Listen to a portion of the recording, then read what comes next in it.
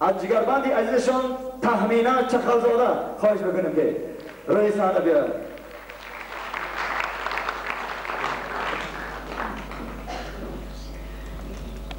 در این دنیا ایجادکار اصیل راحت نمی‌بیند. او همیشه پای جستجو است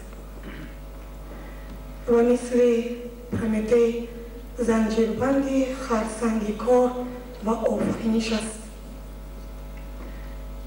چنین مردی اصیل که با زحمت فراوان و استعداد ناتکرارش در دیده مردم محو گرفته است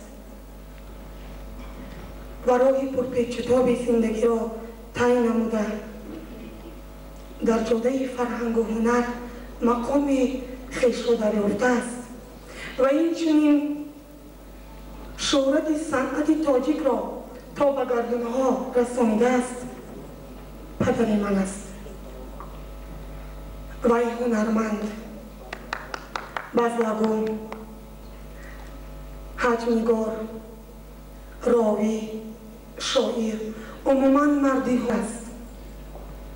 انا همین هنر و استعدادش با همین هنرهایش دلپسند مردم گشته است.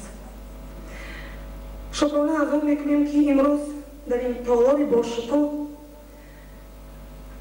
زادروز پدرم را با مخلصان یک جای جشن میگیریم.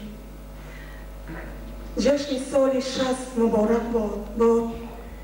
بعد از این قانونیش 70 باد.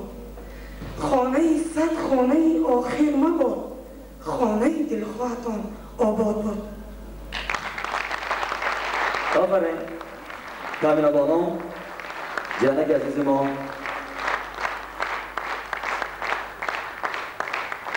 اینا افتخار دارن که فرزند چنین صاحب دلی هستند.